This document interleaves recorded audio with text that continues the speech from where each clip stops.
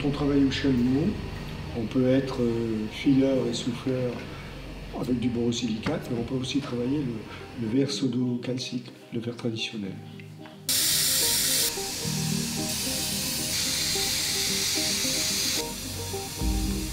Alors la première chose que l'on fait quand on file le verre, enfin tous les verriers ne le font pas, mais moi j'ai appris comme ça, sur les baguettes de verre, je fais des pointes, c'est-à-dire que j'affine la baguette pour avoir une tenue jusqu'au bout de la baguette.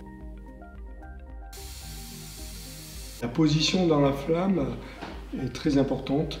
On doit chauffer uniquement la partie que l'on travaille tout en conservant chaude la partie qu'on a déjà travaillée si on doit revenir dessus.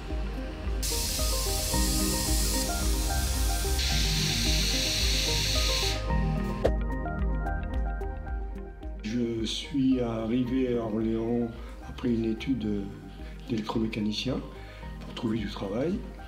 Après quelques années, bien sûr, j'ai décidé d'une nouvelle orientation et pour cela, j'ai été plutôt dans les salons du métier d'art. Donc au salon de métier d'art à Orléans, là j'ai rencontré beaucoup d'artistes ou d'artisans d'art qui m'ont tous donné envie de faire tous les métiers. Et malgré tout, j'ai été plus attiré par les verriers. La pièce plus emblématique que j'ai pu créer, c'est les petites pièces avec des petits flacons, avec une tresse de cuivre à l'intérieur. Donc, ce qui est très agréable, c'est de donner des formes très effilées. Donc on va masser la matière, on prépare la matière, on chauffe et on va lui donner la forme à un mouvement, à un geste. Et c'est ça qui est très intéressant. Alors j'aime bien faire les statues très allongées, comme des danseuses. C'est un geste qui est très agréable, puisqu'on voit dans l'instant sa réalisation. Pour le souffler le verre, c'est un peu le même principe. Là, on utilise du tube et là, on fait des pointes.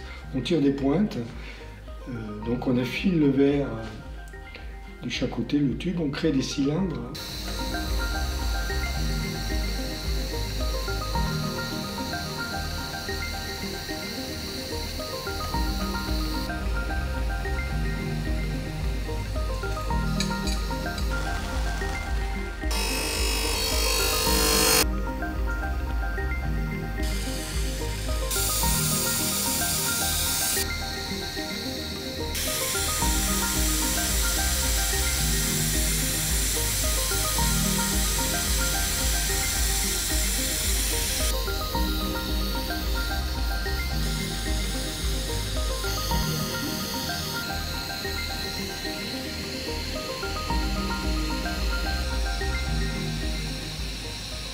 En amincissant le tube, il reste tube, donc c'est ce qui va servir à l'intérieur.